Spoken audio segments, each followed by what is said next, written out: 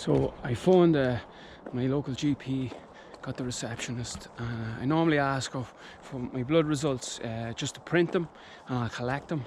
But she, with her medical degree, she says, reads them out, you know, oh, it's all clear this time, it's all clear. That's usually what happens, but on this occasion I phoned up and my cholesterol is high.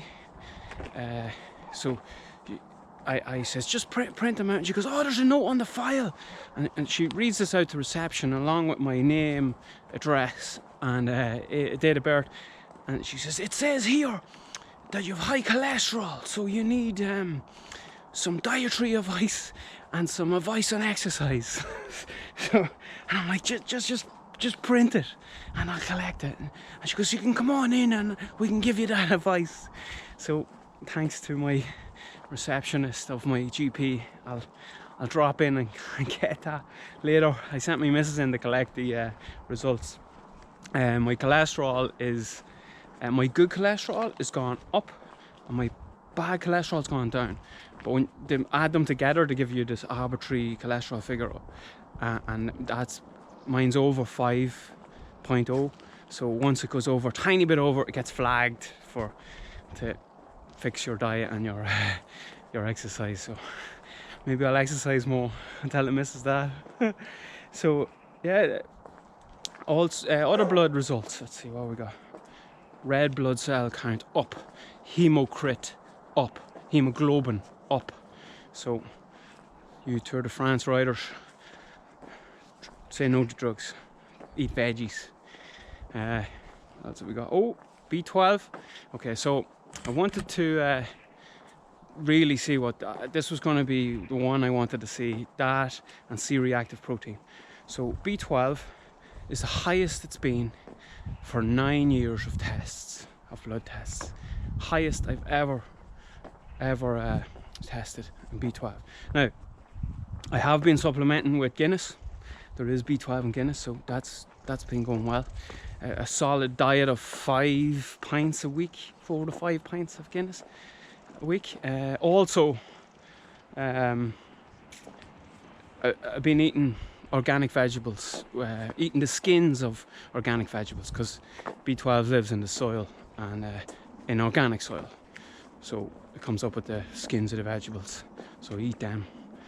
But cattle are deficient in B12, so they supplement them so that everybody else can have B12. So we're all deficient in it, unless you eat the soil, which we don't eat. Well, C-reactive protein. Okay, here we go. This is the inflammation marker indicator on the blood results, and that has steadily dropped through the 3 tests over the 3 months. So this is obvious why my recovery's improved. This was the holy grail, as Rich Roll says, of going plant-based. So that was the whole point, to see if I could actually drop those inflammation markers, and they're going down. So that's why I can recover immediately. So I immediately recovered after the marathon as well. So but my knees were a bit dodgy after it, so I think, well, full disclosure, through the whole 3 months I ate cod liver oil.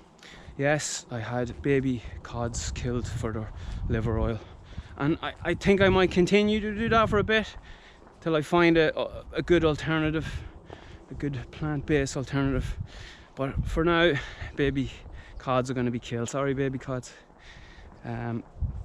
I also got, I checked my prostate numbers through the blood tests, and they're steadily decreasing, like dramatically down. Now, currently with my results over the last 9 years of the prostate, it says that I was kind of rising tiny bit, so I wasn't going to go into the red zone until I was 142 years old. That's what the sort of markers indicated.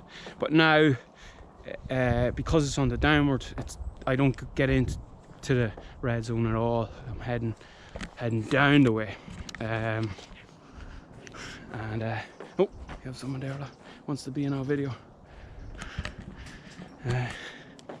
And what next? Oh yeah, if some plonker nurse says to you, I was getting the prostate added. When you're doing the bloods, you have to tell them what they want on it. Don't say full spectrum. You have to say each thing.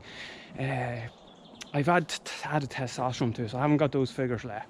My weightlifting buddy wanted me to find out what happens to testosterone, so I still have to get any of those results back. But it's plonker. She says, you don't need to get your prostate bloods checked because you've got it done in the last 2 years. I'm like, put it on all she has to do is write it on the list.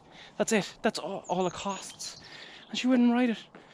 So, well, we had an angry exchange, and she had to write everything down and added loads of stuff to it because she was wound up that I was telling her what I wanted on my bloods.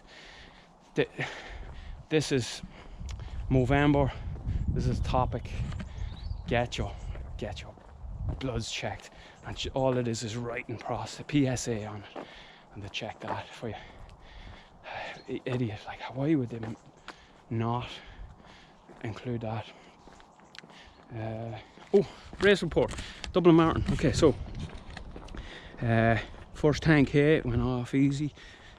Zone 2 went grand. I was eating solids. I was eating Trek bars every half hour, a little piece of a Trek bar. Never had solids on a run before. I thought I couldn't, but practice makes perfect. So eating and a gel every 30 minutes as well, and water. That was going great. Body felt good, and then at about mile 18, I don't know what that is in K, I started to feel a bit heavier, you know, and then I caught the balloon. I was chasing the peso balloon, and I thought it was the 3 hours 50 balloon, and it was actually it was the 340 balloon. And when I caught it and seen it on it, I was like, oh god, I'm after overcooking this. Anyone else is like, yeah, great, I'm way ahead of me. I was like, oh no, what have I done? Because in my long runs for training for this, I was running out of fuel. My body was aching a lot towards the end of the run, so this time I ate a lot more. Who'd have thought it was that easy? You just eat more.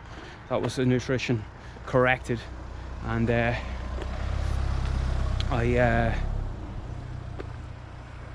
got to K41, and I can still see the balloon, and I'm like almost there, and I put a big lash in for the last kilometer, and I was able to hold my 10k pace like flat out at 10k pace, and then cross the line at 342, and I wasn't emptied, I wasn't like tongue hanging out, so there was actually more in the tank, and I thought I should have just followed that balloon and passed the balloon out, but doubt crept in. But look, how could I not be happy with a PB of quarter of an hour, you know, and knowing that I can do better next time. So that was excellent. I'm gonna stay plant-based. I'm gonna stay plant-based, basically.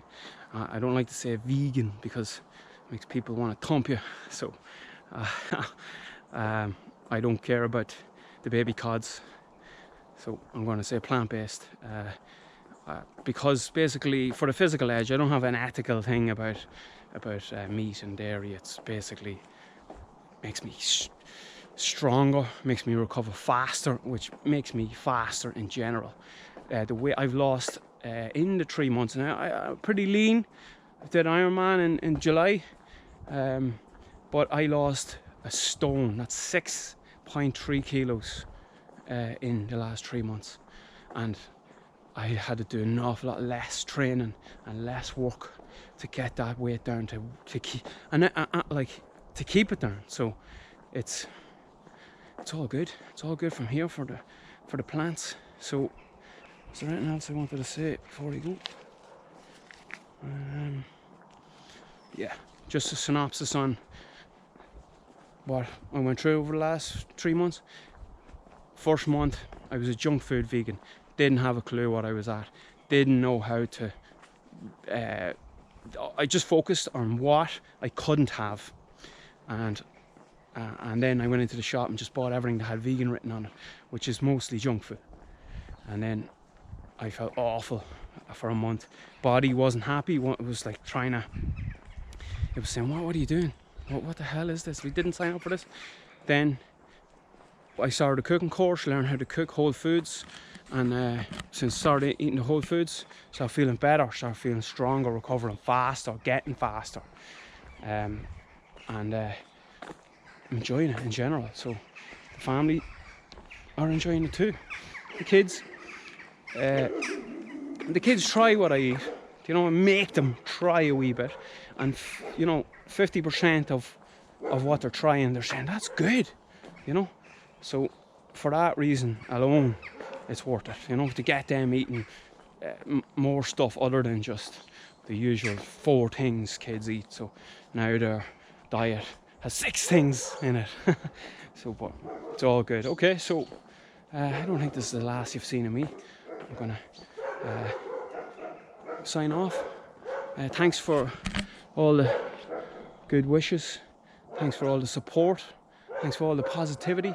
And we'll be seeing each other again in the future. Bye bye.